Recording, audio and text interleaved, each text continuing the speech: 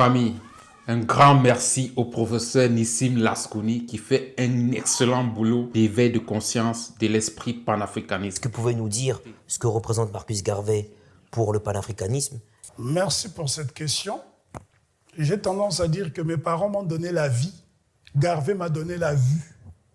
C'est le meilleur opticien que je n'ai jamais eu de ma vie. Tout ce que je le vois à travers les lunettes garvéennes parce que c'était le nègre le plus excellent de son époque.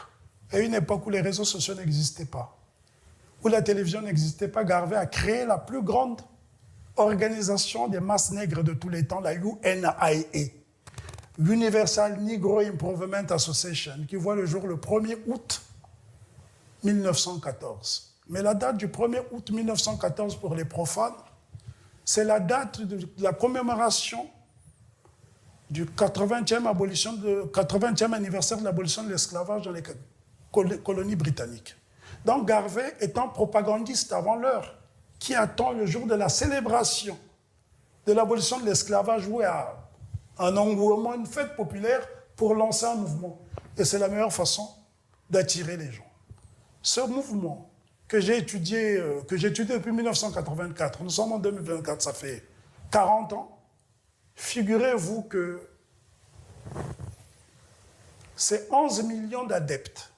J'ai dit bien 11 millions, soit la population de la Suède. 11 millions d'adeptes et 1600 branches dans la Caraïbe. Garvey n'a jamais mis les pieds en Afrique. Il est parvenu à faire élire un maire à Moronvia. Il n'a jamais mis les pieds en Afrique, il a réussi à faire élire un maire à Moronvia. Et Garvey est le premier qui lance un programme ambitieux qui s'appelle le Back to Africa. Parce que n'oubliez pas qu'avant le panafricanisme, il y avait un mouvement religieux qu'on appelait l'éthiopianisme. Donc c'était basé sur la Bible, d'où les négros spirituels, go down, Moses, let my people go, etc. Mais il y a eu un homme, un précurseur avant Garvey qui s'appelait Martin Delany, qui a lancé un slogan que Garvey va reprendre plus tard. Africa for the Africans.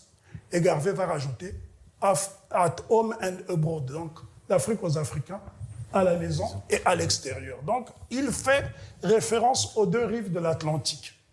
Et à partir de là, Garvey va lier la parole à l'acte. Parce que contrairement aux pères officiels du panafricanisme que sont le docteur William Edward Burgard du Bois, universitaire classique, nous sommes dans un panafricanisme élitiste.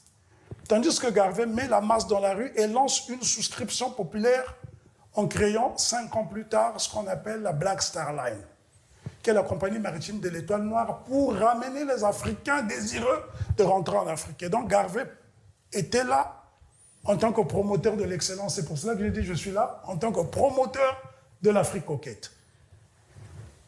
Si Garvey vivait encore à notre époque, je pense que la plupart des équipes de football appartiendraient à des Noirs.